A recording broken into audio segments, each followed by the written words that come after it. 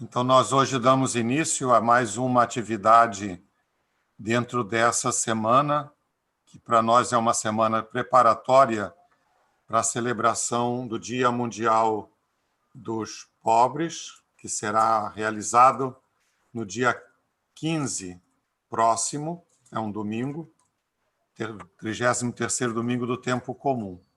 E é uma alegria receber a todos vocês, cada um de vocês, que vai, conforme for sendo indicado, vai se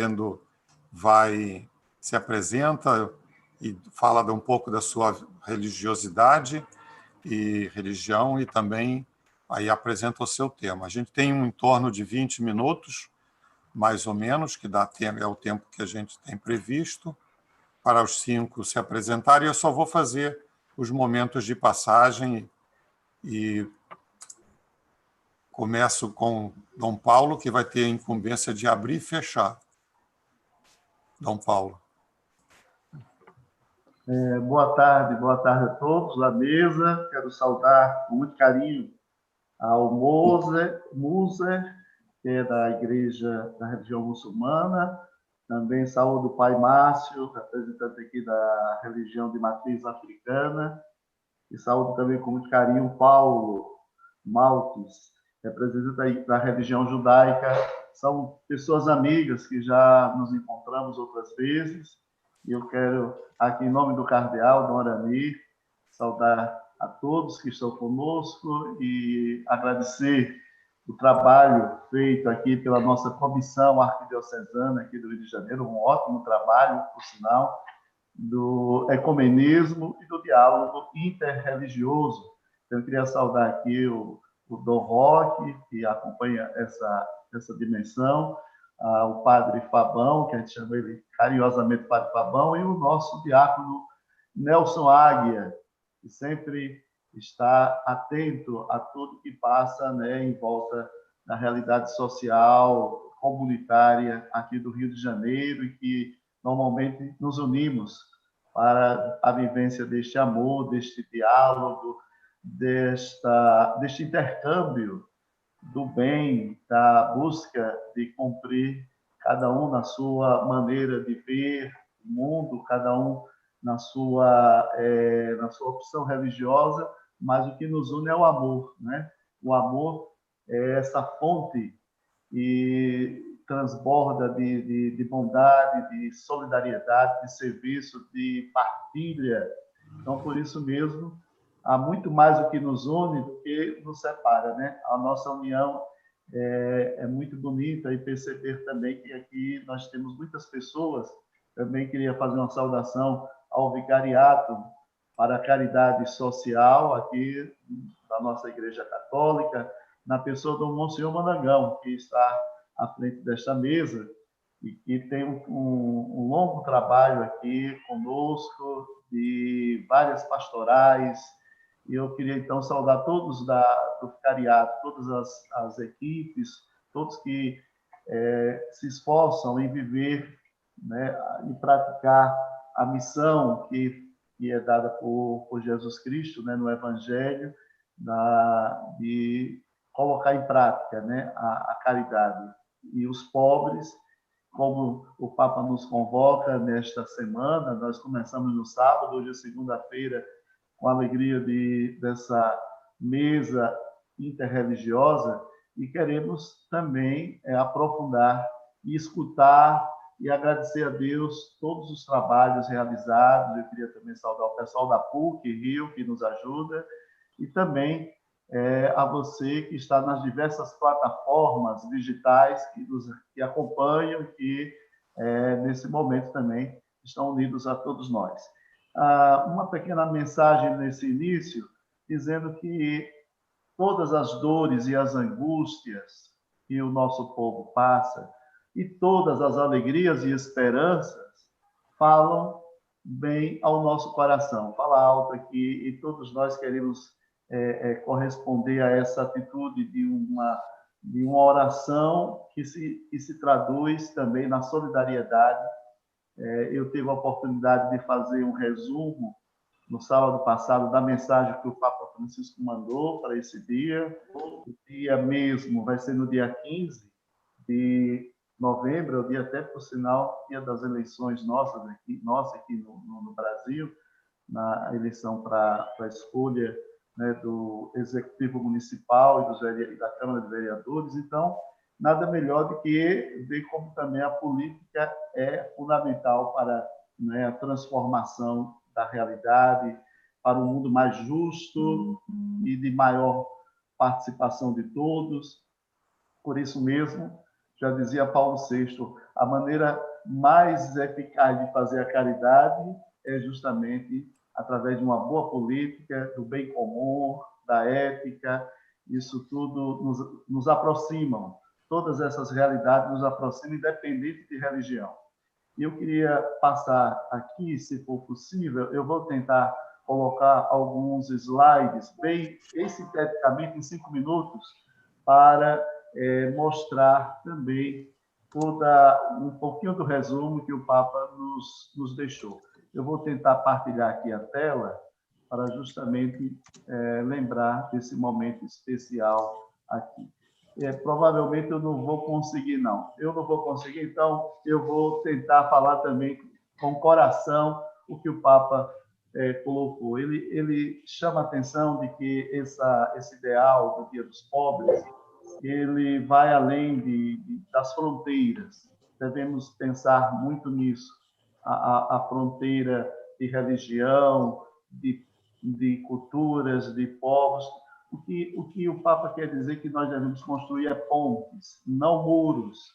Eu acredito que essa realidade fala ao nosso coração também, de todos nós, né? de criar, de mãos dadas. O lema desse dia da campanha, ou melhor, do Dia do Pobre, né? O Dia Mundial dos Pobres, é estenda a tua mão.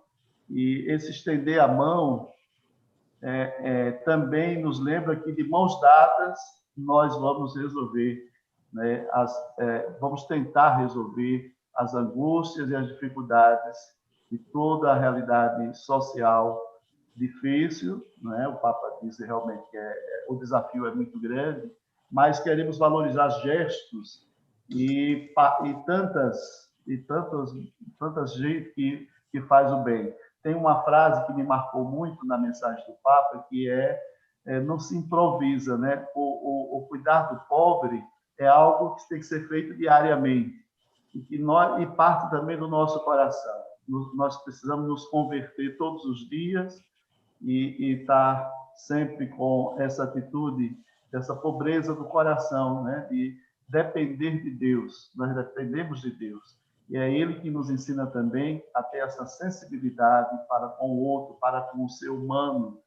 E é muito bom agradecer a Deus os gestos de partilha, de prática, de colocar em prática Mateus 25, como nós sabemos, né? Estive com fome e você me deu comida, estava doente, você cuidou de mim, você visitou, era estrangeiro, né? Você me acolheu. Então, todos esses gestos de misericórdia é algo que está muito impregnado também na missão que Jesus nos colocou no coração, né? A missão de fazer o bem.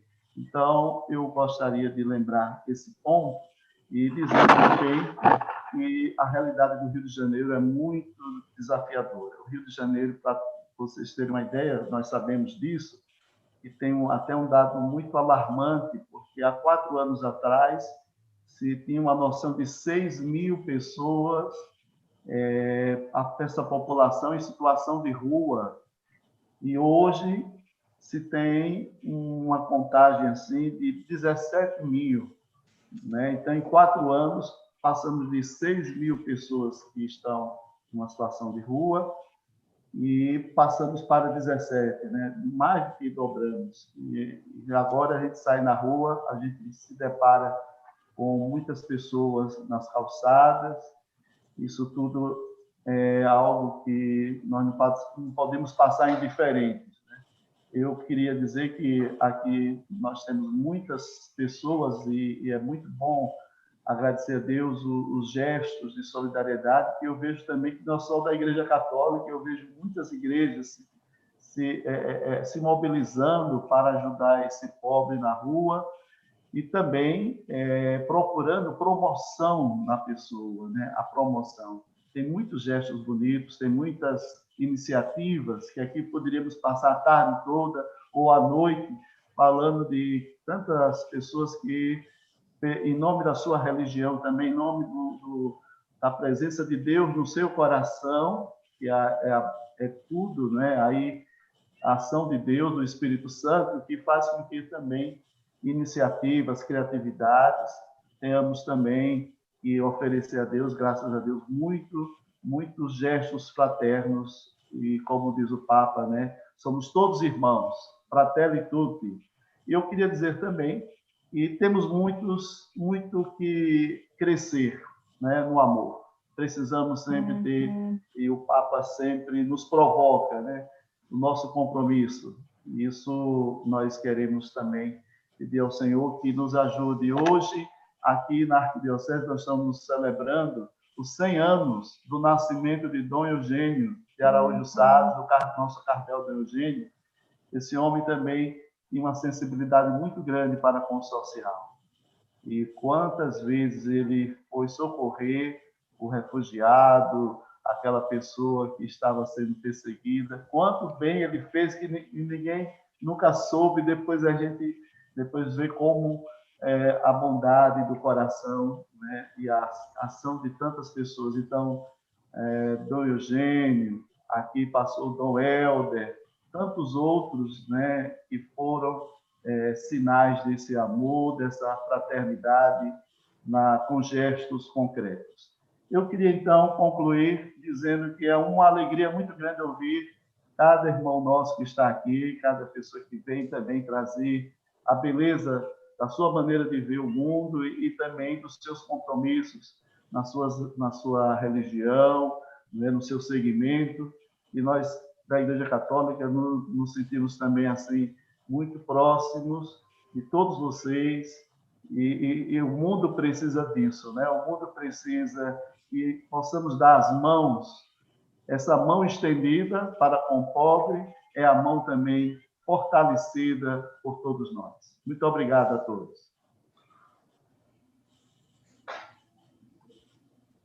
Muito obrigado, Dom Paulo, pela sua palavra. Nós passamos, fazendo a ordem inversa da ordem alfabética, passamos a palavra, então, ao Paulo Maltz.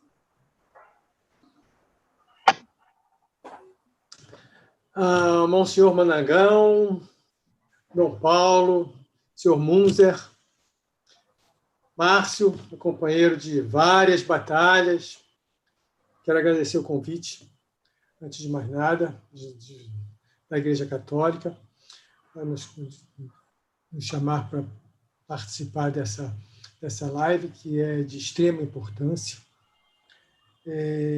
Se não a mais, uma das mais importantes atitudes que se pode fazer, pelo menos dentro da minha religião, que é judaica, a questão da doação, que nós chamamos de tzedakah,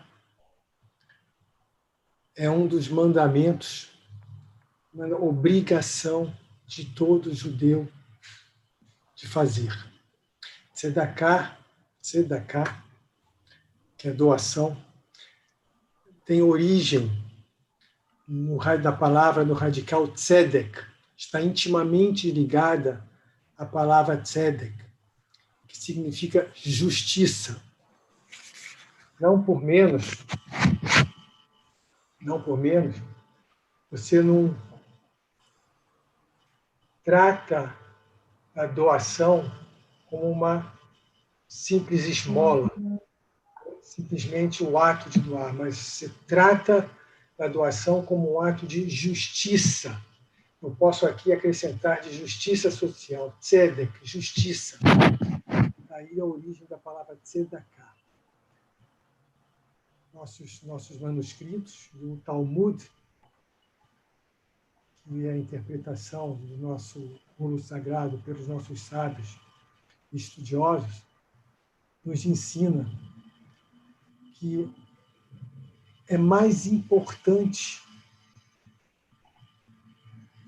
o pobre aceitar do que o rico dar. Nos ensina que Deus deu riqueza ao homem para que ele possa praticar a justiça de doar, justiça social de doar. Quem deve agradecer não é aquele pobre que recebe a doação, mas sim aquele rico que tem naquele pobre aquela pessoa que aceitou a sua doação. E este é o ato mais importante, é o da aceitação da doação, que para o rico é uma obrigação social e uma obrigação, já é previsto nos nossos mandamentos. Além disso, dentro da nossa tradição, Dom Paulo, nós temos um mandamento que se chama Tikkun Olam, que é consertar o mundo.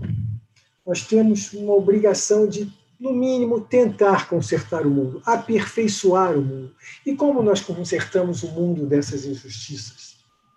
Através de tratar com atenção, com carinho, com respeito, não só os nossos iguais, mas também e principalmente àqueles menos favorecidos.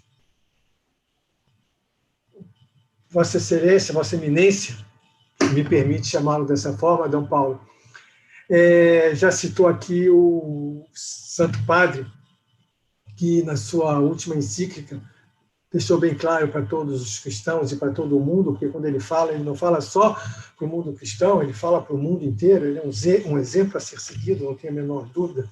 Somos tutti sorelli, somos todos irmãos.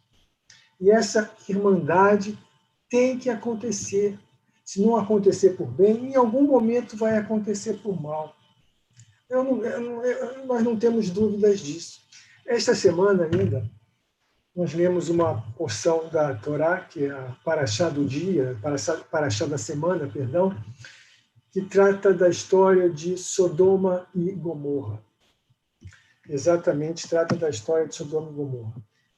Deus não precisava consultar Abraão sobre a sua decisão de destruir aquelas duas cidades. Deus tudo pode, é o Todo-Poderoso. A ele caberia apenas destruir. Mas fez isso. E Abraão contestou Deus, disse, e se houver pelo menos um justo naquela cidade? Uma pessoa que não mereça morrer. Ou se não for um, por 5, 50, 40. Por que isso? Ele teve a coragem de contestar Deus. E Deus exatamente consultou para testá-lo, para saber se ele realmente se preocupava com o seu semelhante. E ele demonstrou, passou no teste, preocupou-se sim com seus semelhantes e pediu que Deus poupasse, pelo menos, aqueles justos que não mereciam serem exterminados pela ira divina. Então, apenas retornando, vamos pensar no nosso irmão, vamos pensar no nosso semelhante, vamos pensar na nossa cidade, no nosso bairro, no nosso edifício, na nossa comunidade. Eu poderia aqui descrever inúmeras atitudes, inúmeras ações comunitárias que temos de ajuda aos menos favorecidos. Acho que não é o momento, seria pedante, certamente nós temos, como todas as religiões têm, não tem a menor dúvida, todas se preocupam em ajudar o seu semelhante e os menos favorecidos. Mas nós não somos o poder público. Nós fazemos isso por amor ao nosso semelhante. O poder público tem obrigação legal e moral de fazer isso, de tirar essas pessoas do mundo, de dar a eles apego, de dar a eles o que nossa cidade precisa muito disso, está abandonada. Dom Paulo, o senhor falou muito bem, o senhor falou certo.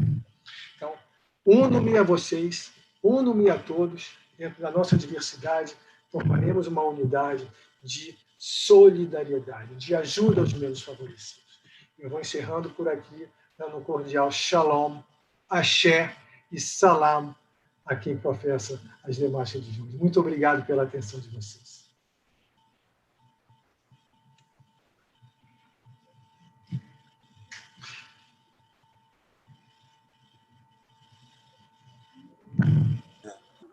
Senhor, o seu microfone estava desligado, só tem que recomeçar. Um padre vintage é meio complicado.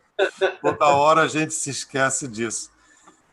Na verdade, eu estava me lembrando, enquanto o Paulo falava, de uma realidade que, na carta do Papa Francisco, ele lembra, não é? Ele pega todo o livro do Sirac, né? Sirácida, e vai descrevendo. E Dom Paulo acabou tendo que encurtar um pouquinho ali o que ele tinha preparado, mas eu recordo, são várias palavras: acolher, servir, se colocar disponível para ouvir. É a atitude de Deus o tempo inteiro na história, não é? Se a gente pensar um pouquinho, isso vai se repetindo nas ações de cada um de nós, independente do grupo religioso a que pertence, mas Deus tem o seu jeito de falar, não é? E ele vai inquirindo a sociedade. Eu fico pensando, e volto ao e-mail, eu chamo a atenção aqui na comunidade onde eu estou, por uma realidade que se faz presente o tempo inteiro. De um lado, uma tremenda generosidade de um monte de gente que se vira para doar, do mais pobre ao mais abonado, e, ao mesmo tempo, uma tremenda ganância que se faz presente na venda dos produtos, na organização das coisas, não é? Então, é só para fazer a ponte entre o que Dom Paulo falava, da palavra do Santo Padre, com aquilo que o Paulo acabou de colocar. Eu brinco sempre, quando esse texto aparece na liturgia, que Abraão ele foi uma pessoa muito esperta. Não é? Especial, iluminado. E vai descendo ao mínimo, né? E para a nossa fé, para a fé cristã, Deus foi até o mínimo mesmo, porque foi a pessoa de um homem que acaba servindo como elemento de salvação, que é a pessoa de Jesus, a quem os cristãos chamam, dizem, afirmam que é o Filho de Deus. Mas nós agora vamos ouvir um pouco do Munzer, caríssimo lá dos muçulmanos. Isso. Boa tarde. Em nome de Deus, louvado seja Deus, que as bênçãos e a paz de Deus estejam com todos os profetas e mensageiros por ele enviados. Assalamu alaikum. Que a paz de Deus esteja com todos vocês. Aleikum salam. Antes de mais nada, queria agradecer à Arquidiocese do Rio pelo convite, na pessoa do Dom Paulo Celso, e queria saudar ao Monsenhor Manangal e aos irmãos Márcio e Paulo, e dizer que estar aqui hoje não é um privilégio, né? É uma obrigação, porque o tema que aqui é abordado é um tema que atinge a todos nós, direta ou indiretamente.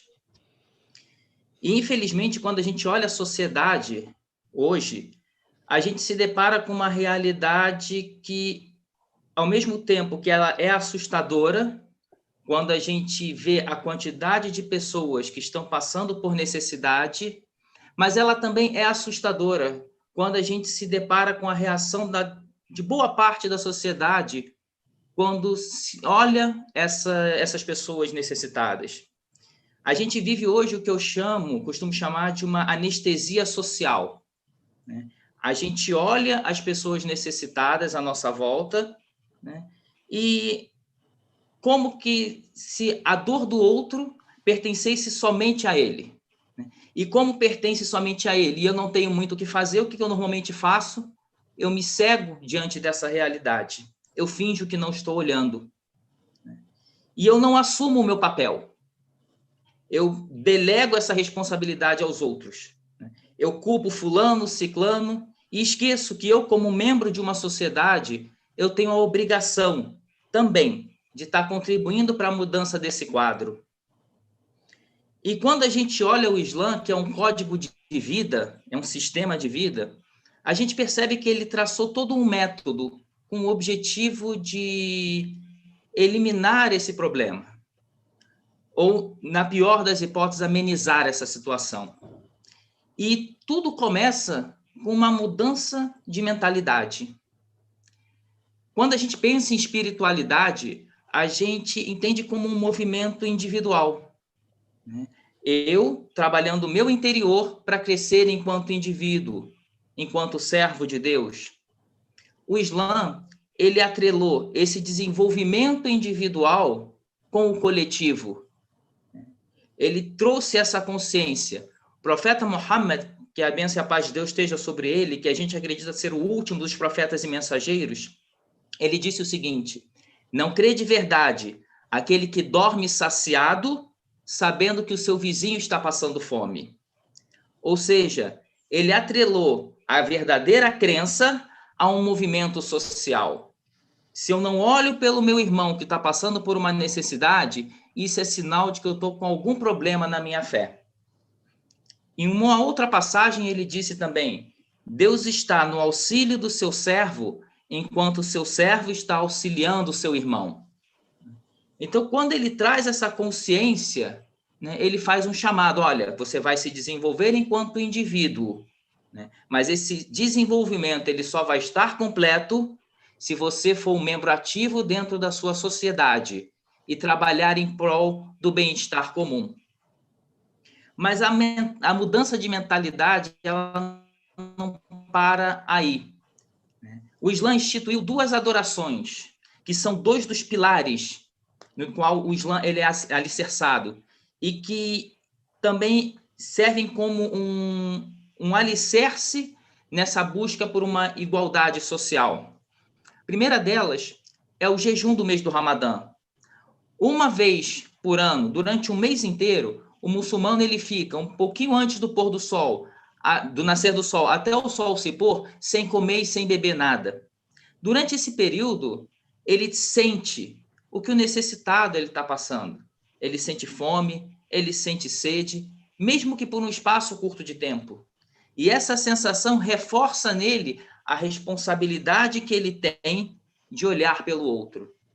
Quando eu sinto a fome e a sede, e eu trago comigo a mentalidade de que eu sou responsável também pelo bem-estar do meu irmão, isso força em mim um incentivo, se torna um incentivo a mais, para que eu contribua, para que eu seja mais ativo dentro da minha sociedade.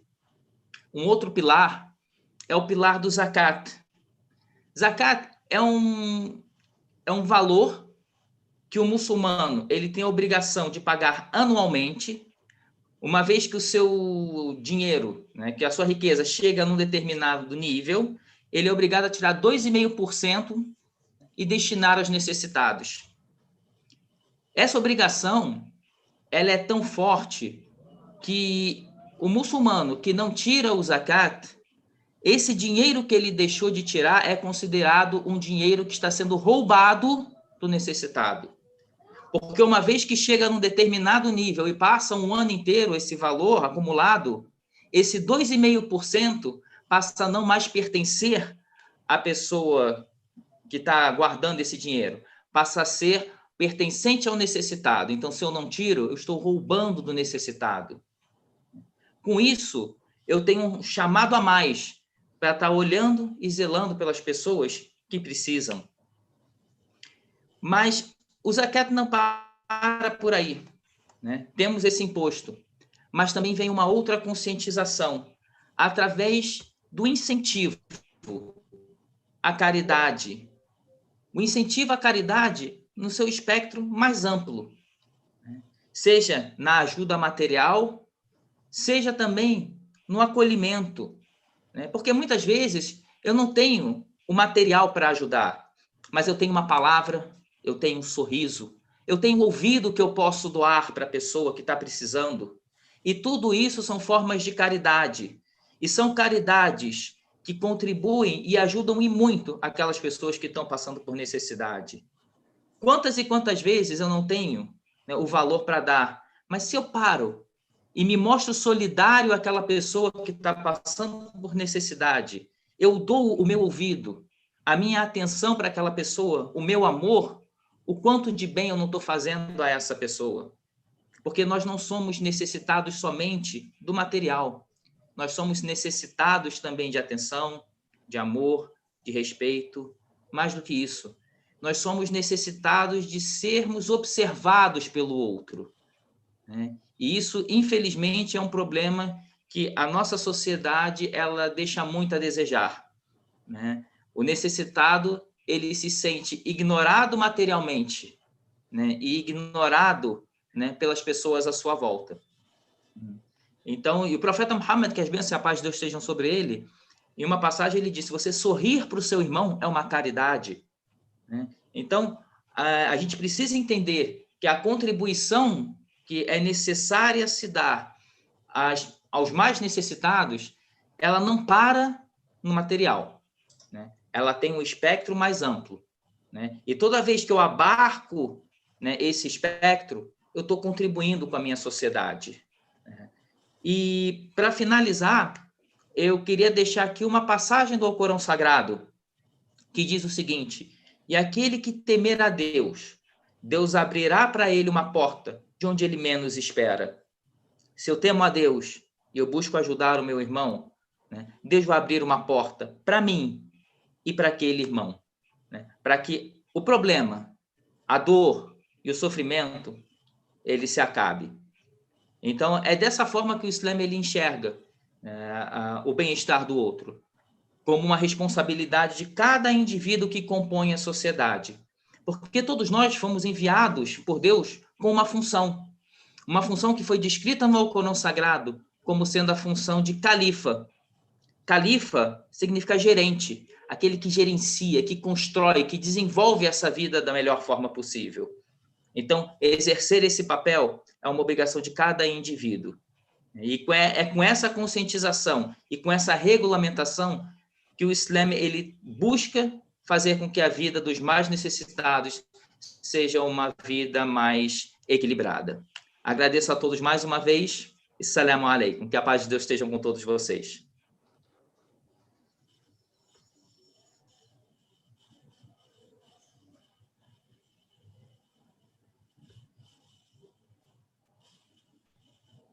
O senhor, liga o microfone.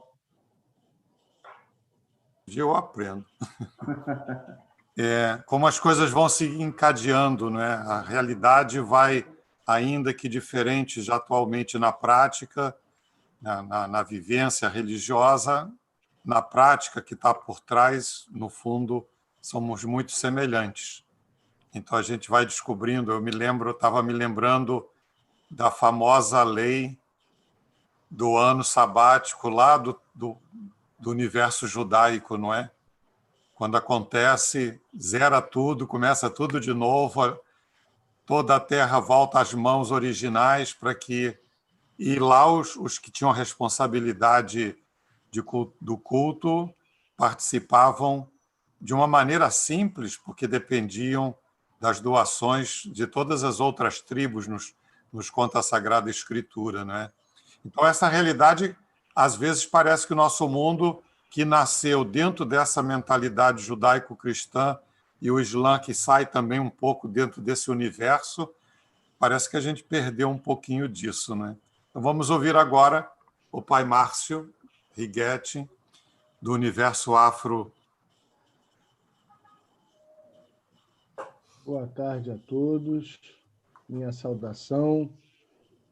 É sempre uma grande alegria, um grande prazer estar com os irmãos em diálogo, em comunhão de pensamentos, de intenções e de reflexões sobre a nossa sociedade. Nós, do Candomblé, originários da tradição e da cultura Nagô ou Yorubá, acreditamos que cada um dos indivíduos, antes de nascer, mitologicamente tem uma audiência aos pés do Criador. Escolhe seu próprio destino. Esse ato de intensa responsabilidade, de profundo compromisso consigo próprio e com o grande provedor, tem um objetivo: alcançar as virtudes. E dentre nós, as virtudes consideradas são muitas. Posso citar algumas, como Ifeni, a caridade, Oorê, a bondade, Iburá, a justiça, Euó, a disciplina, Iuá, o caráter. Então, o destino que nós escolhemos é como uma trajetória, como uma estrada, que tem como objetivo final lograr, através das experiências ao longo dessa trajetória, as virtudes. Portanto, determinadas virtudes, para que sejam alcançadas, precisam de ferramentas próprias. Muitas vezes, a solidariedade, a humildade, a cooperação requerem de nós algumas vivências muito particulares.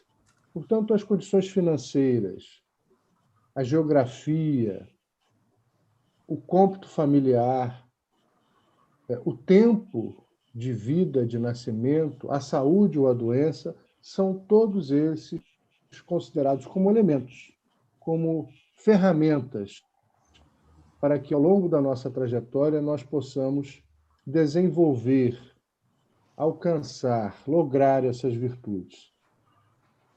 Há um ritual dentro das nossas tradições que ocorre ao menos uma vez ao ano, chama-se Sabedjé.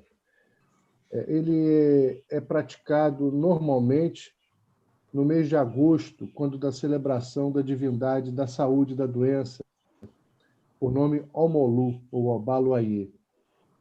Reza a lenda que Obaluayê, durante o grande percurso da sua própria vida, ainda nesse planeta, passou por dificuldades financeiras, optou por essas dificuldades financeiras, esmolou por um sem número de territórios, abdicou da sua origem nobre, ele era herdeiro de um grande reino, e decidiu transitar entre os pobres, ajudar os doentes.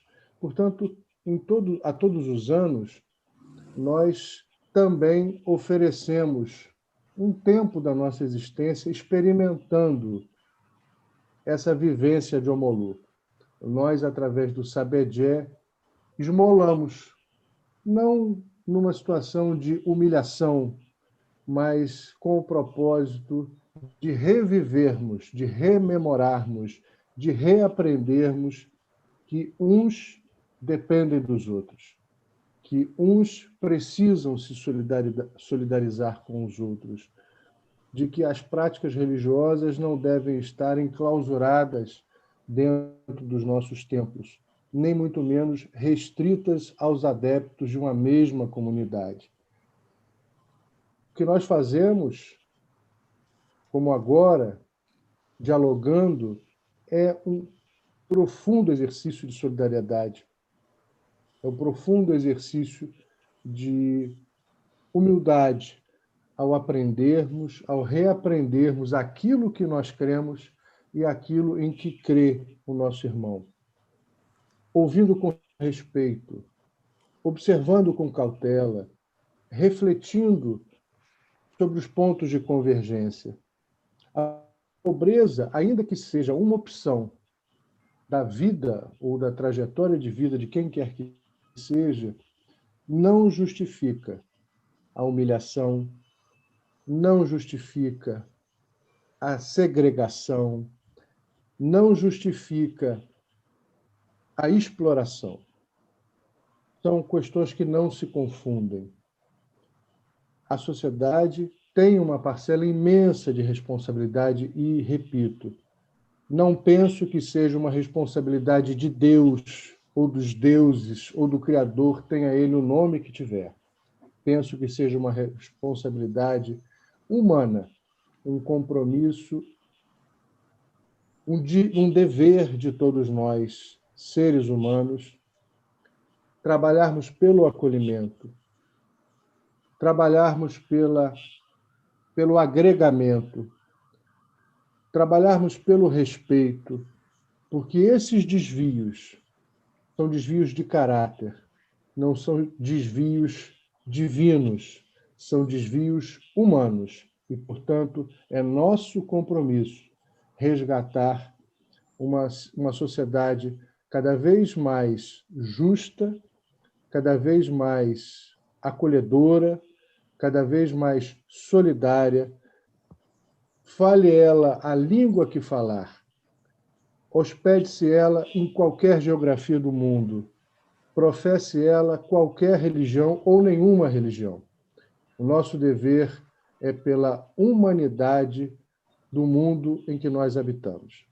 Eu agradeço mais uma vez a todos os irmãos pela oportunidade, pela paciência e que possamos juntos caminharmos de mãos dadas. Muito axé. Muito obrigado, Márcio. Nós vamos... Parece que o reverendo José Roberto não conseguiu entrar até agora. Nós chegamos ao final. Só estou dependendo das dúvidas e comentários que o Rodrigo vai fazer e colocar para a segunda etapa de tirar algum esclarecimento, alguma pergunta que venha. Rodrigo?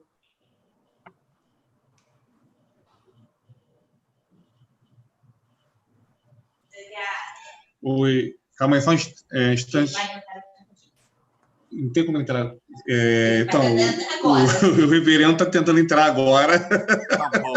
É o tal do ao vivo. A gente conseguiu contato com ele. Ele está tentando entrar agora. Mas, assim, a gente teve muitos comentários. Perguntas ainda não aconteceram, mas, por exemplo, tem uma pessoa lá de Santa Catarina nos acompanhando, né, que acho que foi muito bacana a extensão pelas redes sociais. Ela voltou aqui em Santa Catarina, eu estou procurando aqui o comentário dela, está achando muito bacana. Né? A Marcela Campana, ela diz assim, é exatamente isso, temos que aprender a cobrar do poder público. E essa fala complementa a de Dom Paulo Celso, que falou do voto como ferramenta para essa cobrança. Outra pessoa coloquei aqui que é bom demais dialogar, unir o que temos em comum como filhos do mesmo pai, a Silva Rodrigues Vieira, lá pelo YouTube. A Laurinda de Mello, que nos acompanha sempre, um abraço, Laurinda, ela diz: cada vez mais há necessidade de união de todas as religiões, com o objetivo de um mundo melhor e mais solidário. Então, enfim, o povo ainda não tem perguntas, mas muitos comentários agradecendo, achando ótima essa iniciativa. Só um instante aqui que a Patrícia vai me dar um... E está tentando entrar pelo celular, gente. A gente vai dar mais um tempinho.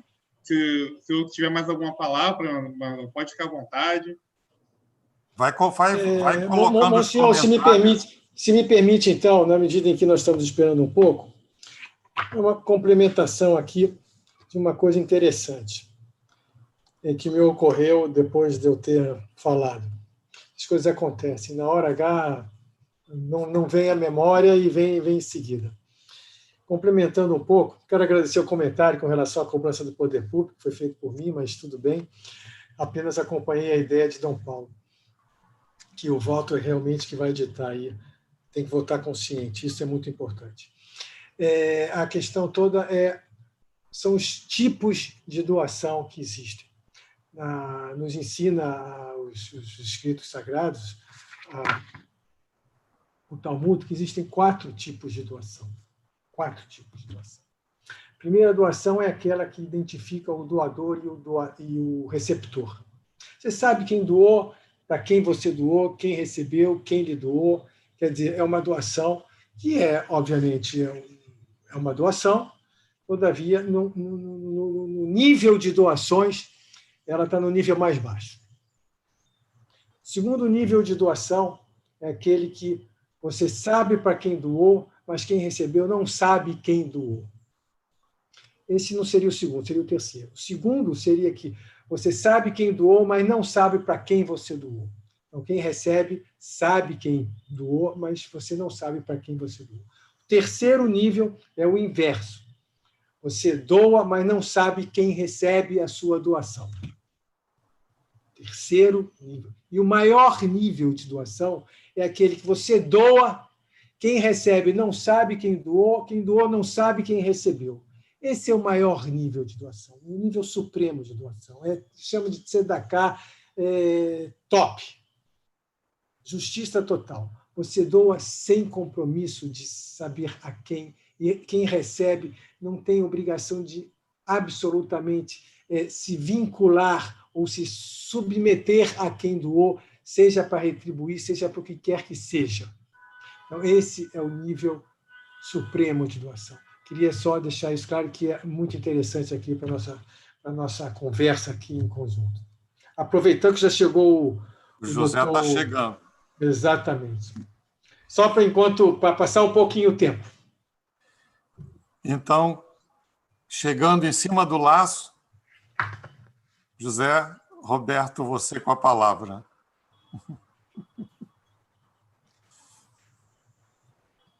Ainda está conectando o áudio.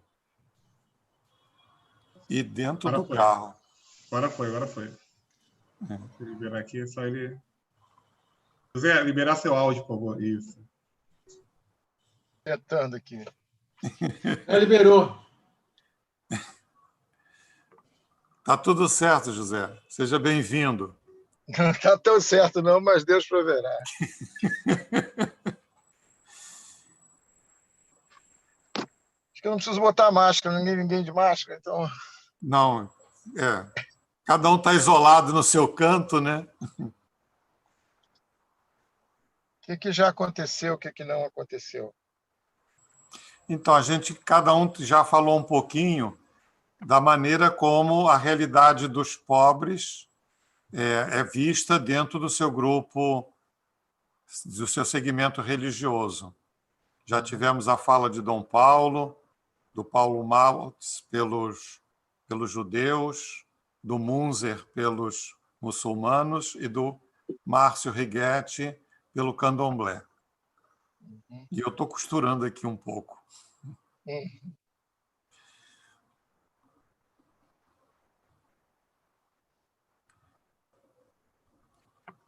O tema era a realidade da pobreza, do pobre, dentro desse universo da cidade que a gente vive, não é?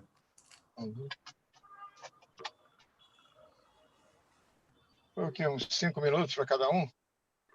Era um pouco mais, mas quase todos falaram menos. Até 20. Pode ficar na média. Não.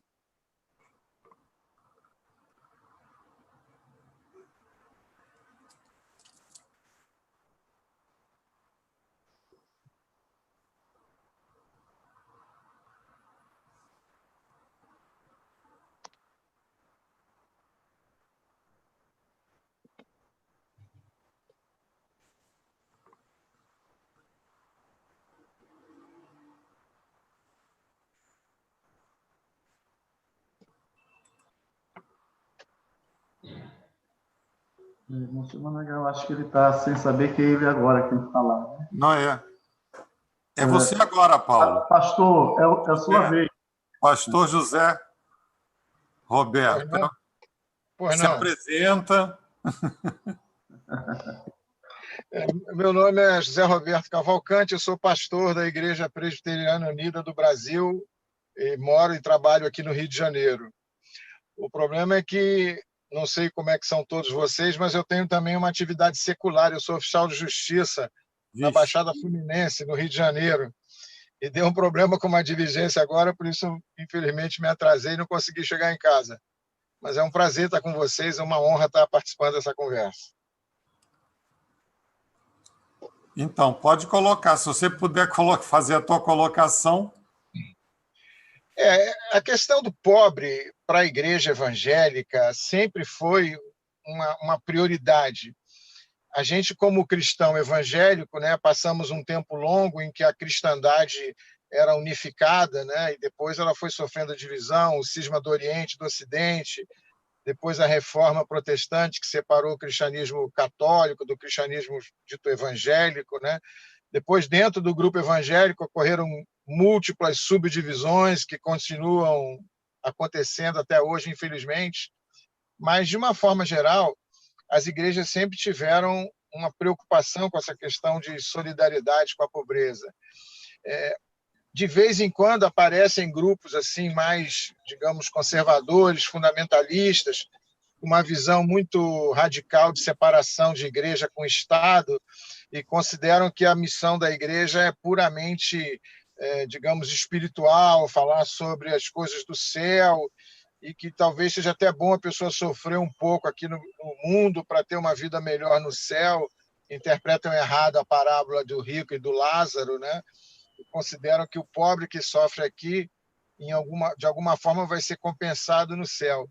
Mas essas são visões realmente parciais, equivocadas, temporárias, que com um pouco de estudo vão sendo substituídos por uma visão mais madura, mais consciente, mais completa do Evangelho.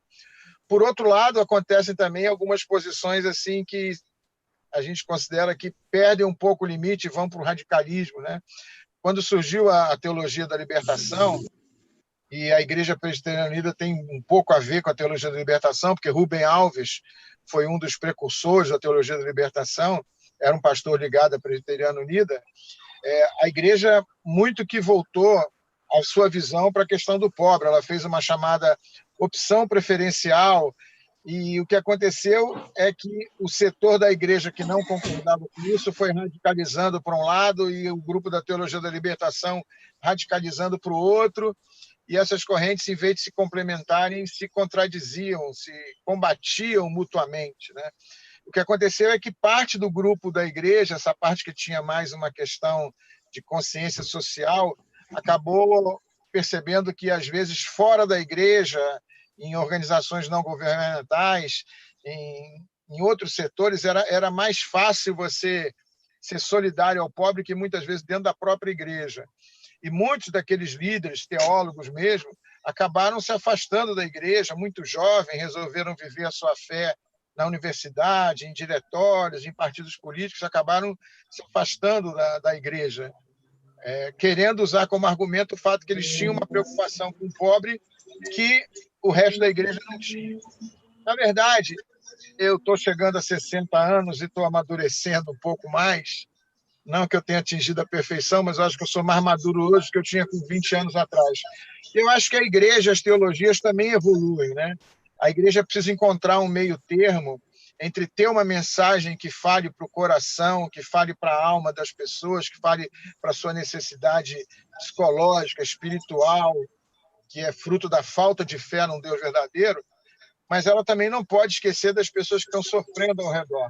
Por outro lado, a igreja, como o próprio Papa diz, se ela só cuida da pobreza e se esquece de pregar o evangelho, ela vira uma ONG, deixa de ser uma igreja.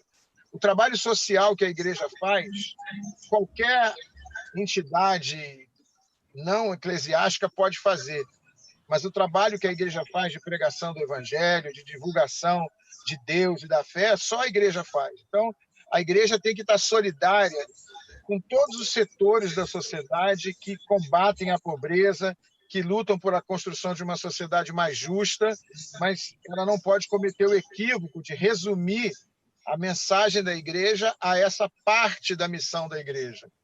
A gente costuma, didaticamente, falar que a chamada igreja primitiva, a igreja de Atos dos Apóstolos, ela tinha 5 áreas nas quais ela se equilibrava.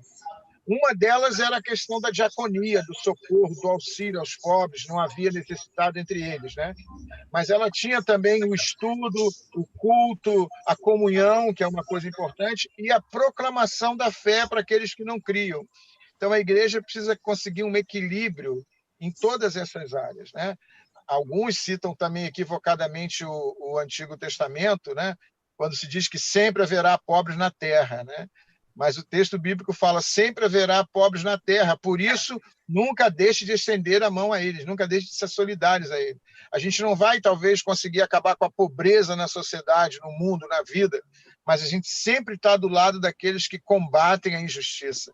A Igreja Presbiteriana Unida, especificamente aqui no Brasil, ela tem um hino que foi escolhido para ser o hino da igreja, que foi até cantado uma vez na campanha da Fraternidade, acho que a campanha da Fraternidade Ecumênica de 2000, se não me engano, e a frase principal, a pergunta, tema, é: que estou fazendo se sou cristão? Há tantas vidas sem lar, sem pão, tanta gente sem salvação, há criancinhas que vão morrer, há velhos a padecer, milhões não sabem como escrever, milhões de olhos não sabem ler, nas trevas vivem sem perceber que são escravos de outro ser. E o refrão principal diz assim: aos poderosos eu vou pregar, aos homens ricos vou proclamar que a injustiça é contra Deus e a vil miséria insulta os céus. Então, essa é muito a nossa maneira de ver.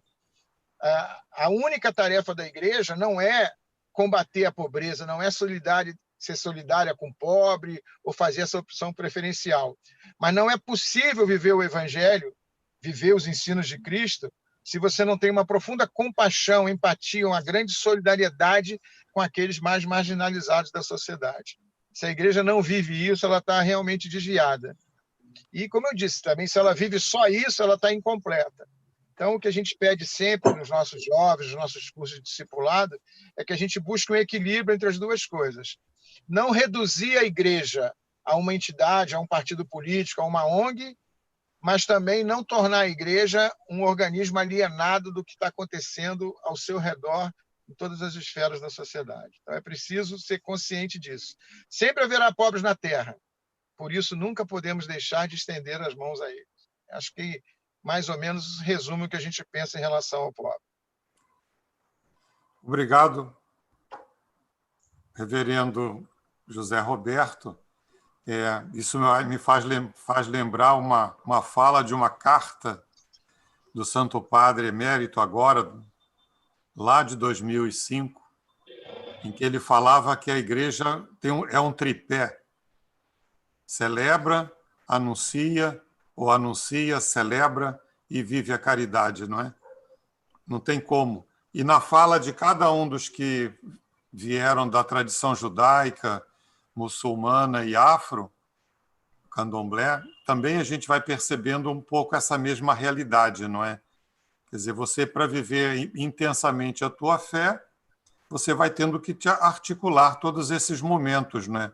Anúncio, estudo da literatura própria de cada grupo, mas também a vivência e a celebração, não é?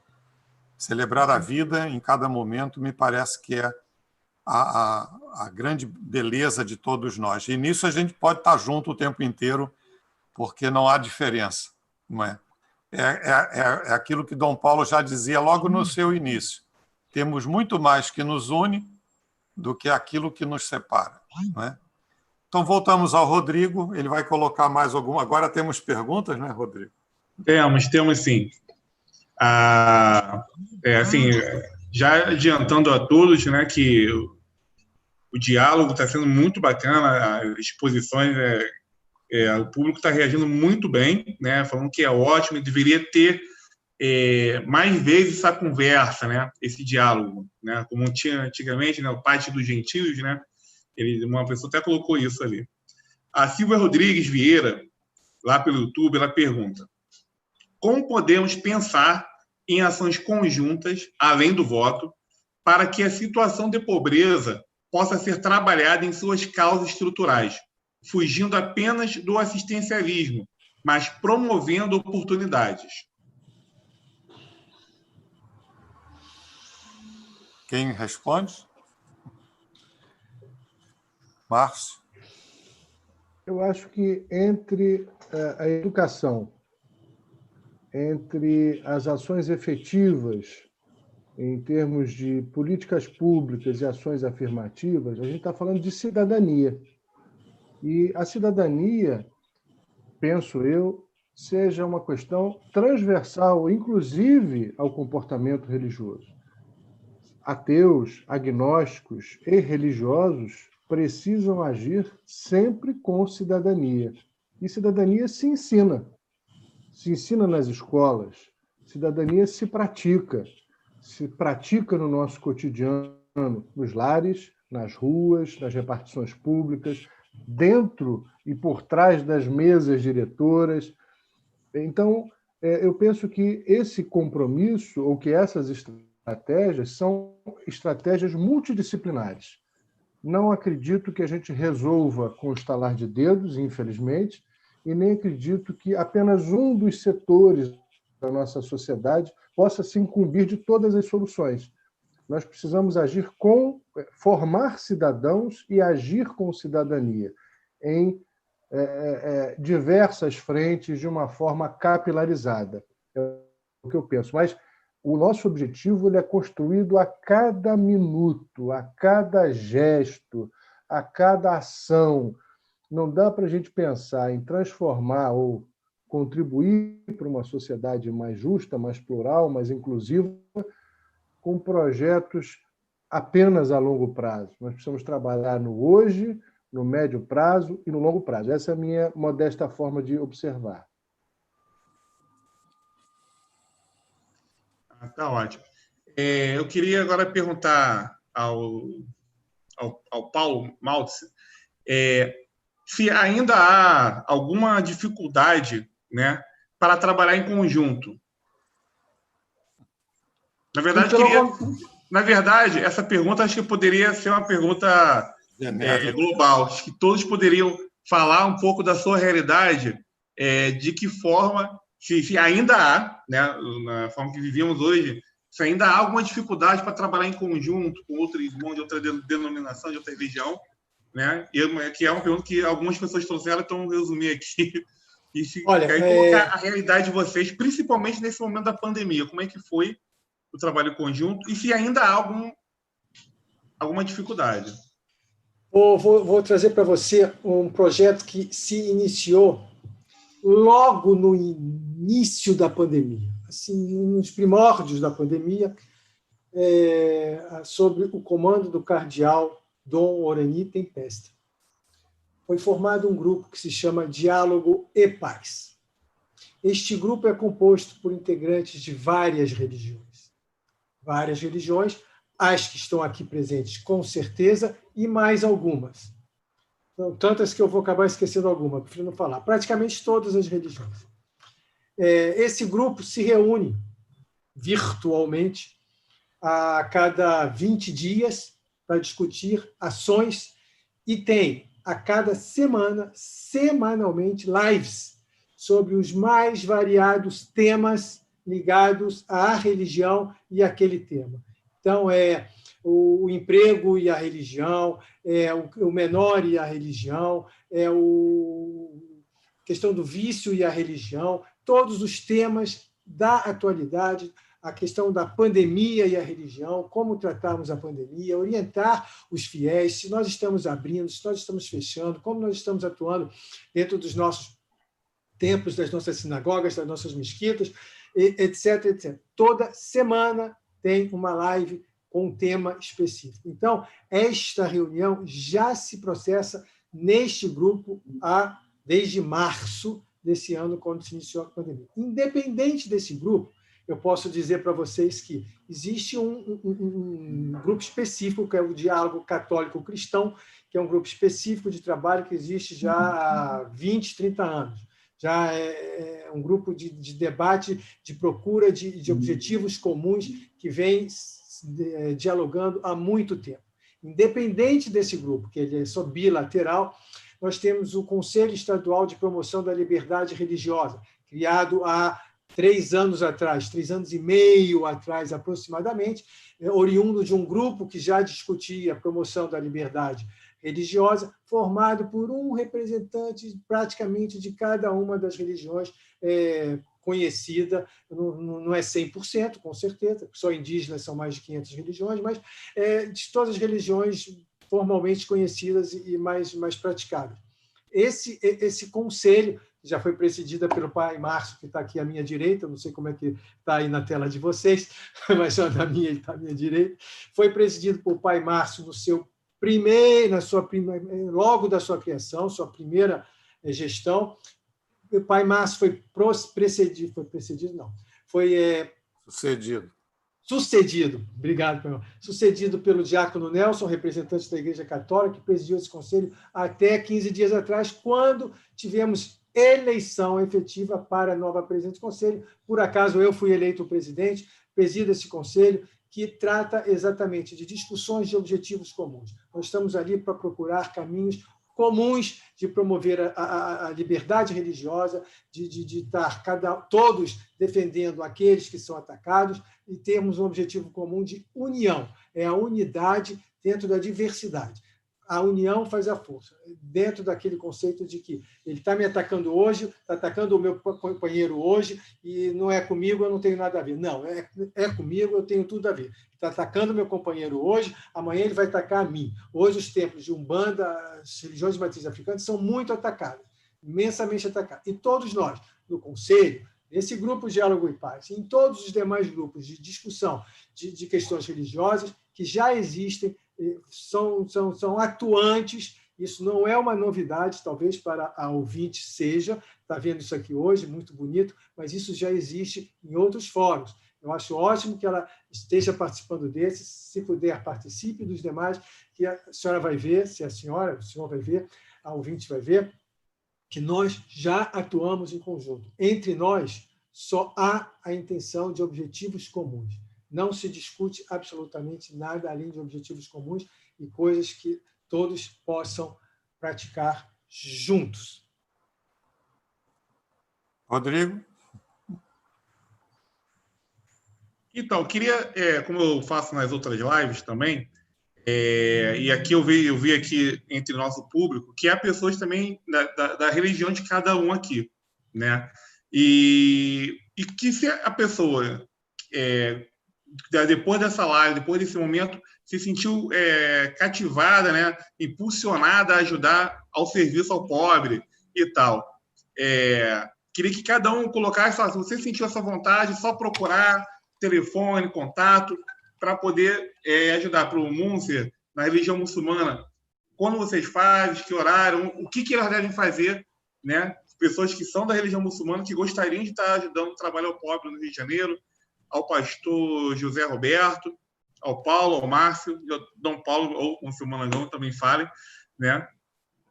E aí a gente finaliza as perguntas.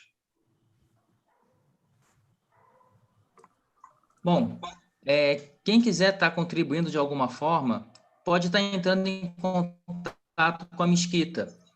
O telefone é 2224-1079. E falar com o irmão Fernando, que ele dá todas as instruções necessárias. Vou repetir o telefone, 2224-1079.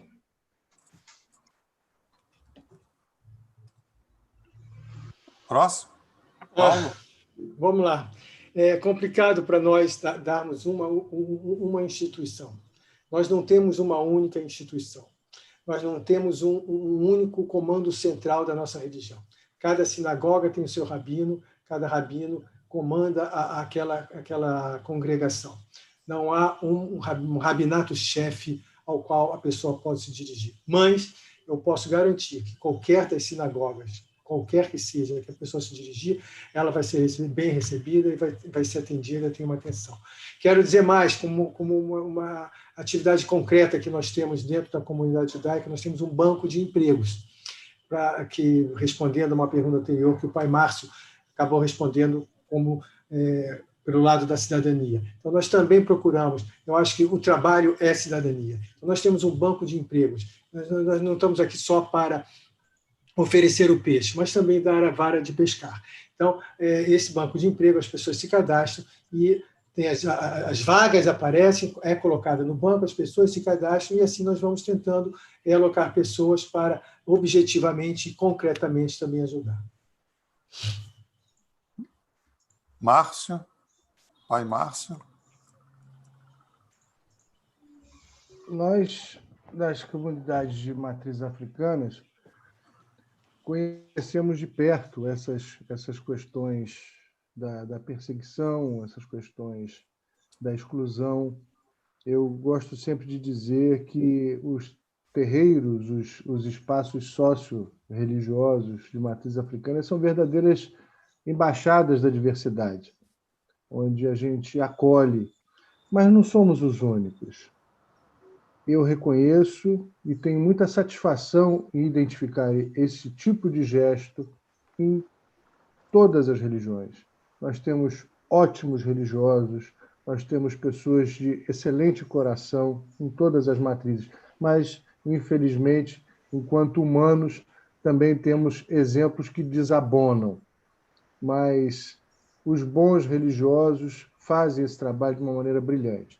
Quem quiser se dispor a conhecer, a colaborar com os trabalhos que nós fazemos pelo Instituto Ori, que é um braço da nossa religiosidade, da nossa casa, pode me procurar pelo Instagram, Márcio de Jagum. Vai ser um prazer. Reverendo José Roberto. A Igreja Presbiteriana Unida aqui no Rio de Janeiro, ela é uma igreja muito pequena. A gente tem pequenas comunidades, a maioria localizadas dentro de favelas, assim, né? Então, o nível de atividade que a gente faz é muito restrito a uma região onde a gente está.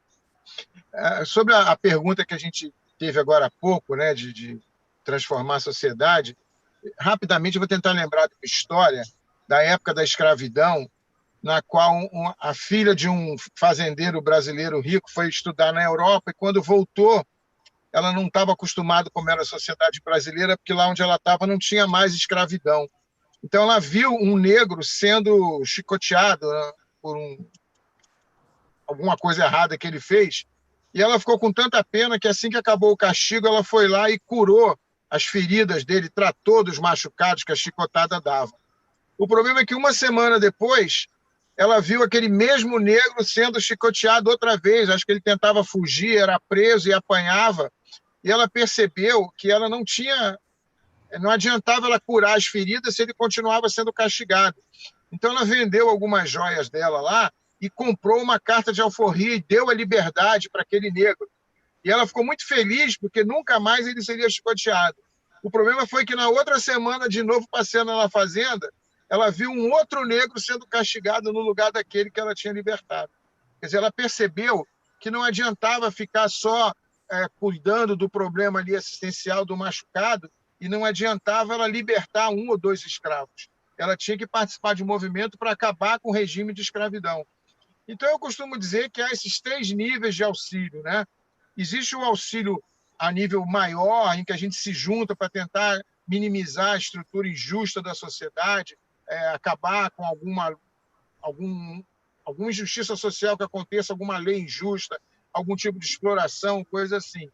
Existe a possibilidade de você ajudar uma pessoa que está na rua para que ele consiga ter uma casa e ter um emprego, mas sempre vai ter outro na rua passando, então não adianta também dar uma cesta básica, porque ele vai voltar a ter fome. Então, são níveis diferentes de envolvimento. As minhas comunidades, como eu falei, como são muito pequenas dentro de favela, a gente ainda está naquele primeiro nível de tentar minimizar a consequência concreta na vida de uma pessoa. Quando muito, a gente consegue comprar a liberdade de um escravo, que é quando a gente consegue fazer uma casa para ele, consegue um curso, um emprego, um curso para ele se recuperar das drogas, alguma coisa assim. Agora, a gente precisa se unir para tentar transformar a sociedade de uma forma geral, trabalhar com a legislação, com os órgãos de governo, com as secretarias, para criar estruturas que melhorem a situação como um todo.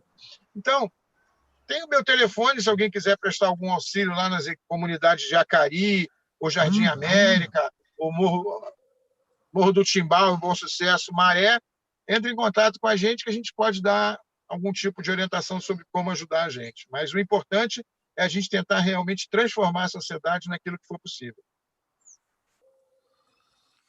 Dom Paulo, vamos chegando ao finalzinho.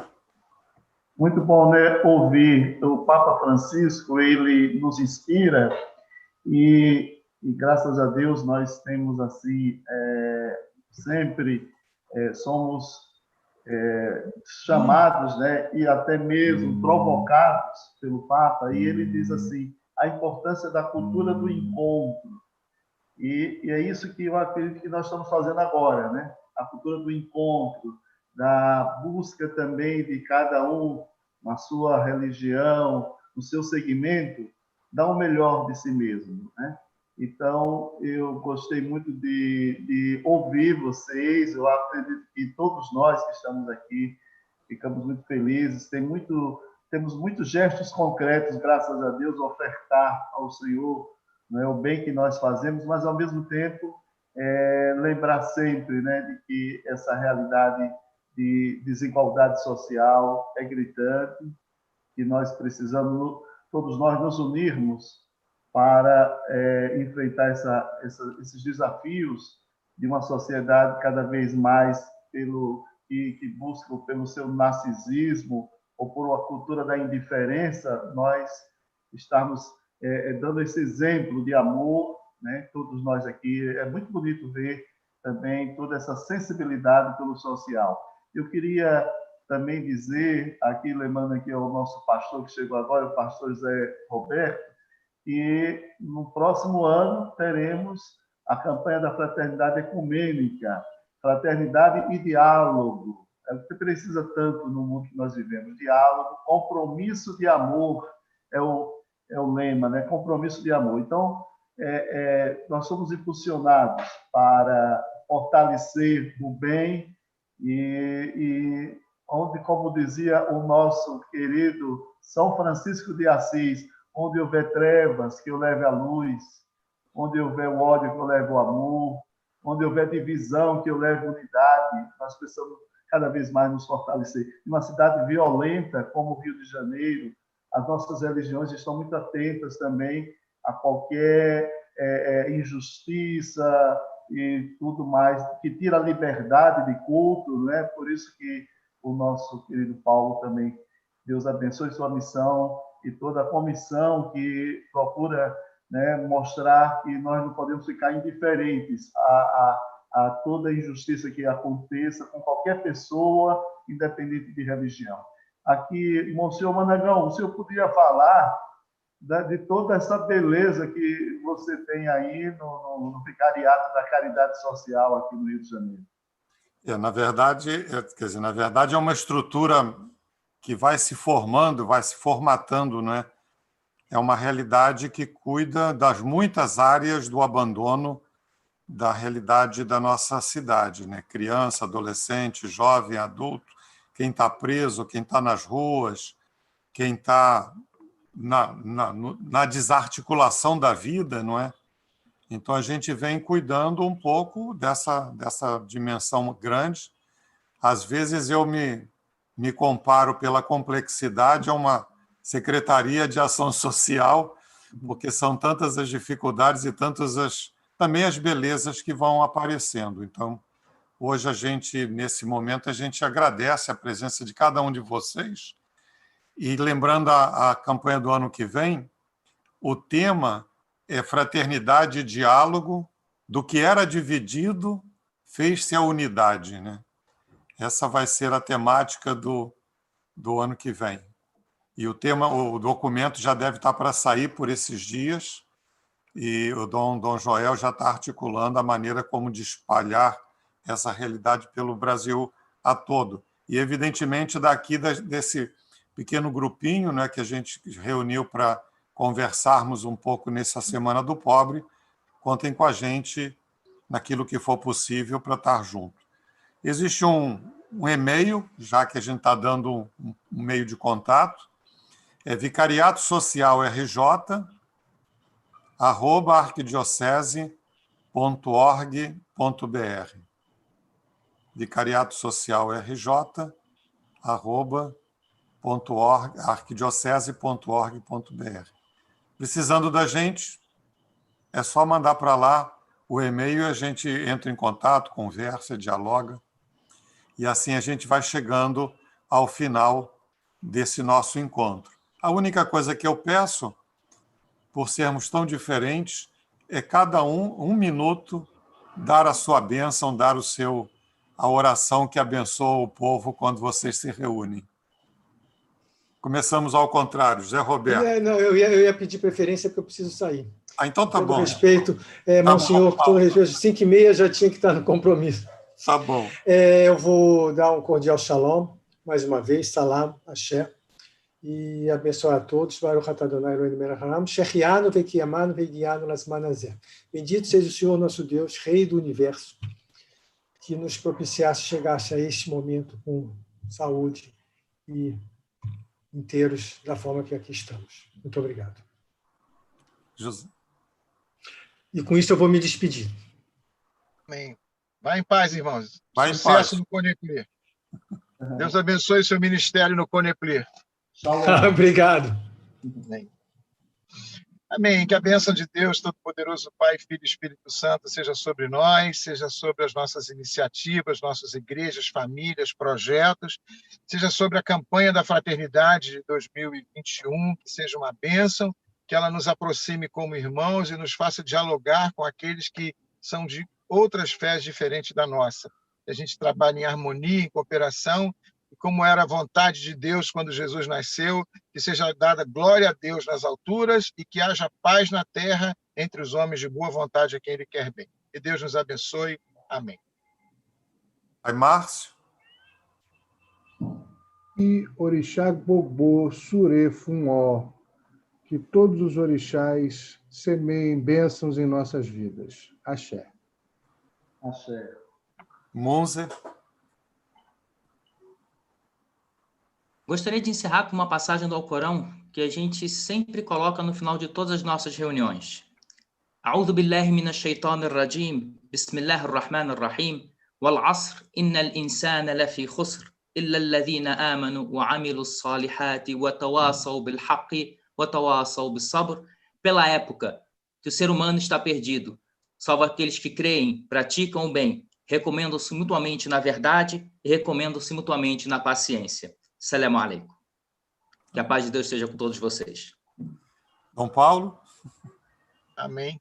Olhando para o Cristo Redentor, aqui de braços abertos, para abençoar todo o nosso povo, seja onde você estiver, e tá, todos que estiveram unidos conosco, que a bênção do bom Deus e Senhor da vida esteja com cada um, trazendo a paz, a saúde, a esperança, dias melhores para todos, um mundo mais fraterno, e que a graça de Deus esteja sempre em todos os corações, a intercessão de nossa mãe querida, Nossa Senhora, que sempre solidária com os mais pobres, Nossa Senhora dos pobres, rogai por nós.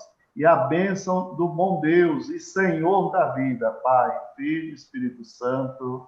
Amém. Muito obrigado a todos. Fiquem todos com Deus. Amém. Que cada um possa, na sua fé, rezar e torcer para que esse nosso mundo seja um mundo de irmãos. Uma boa tarde. Amém. Obrigado. Obrigado. Desculpa o atraso.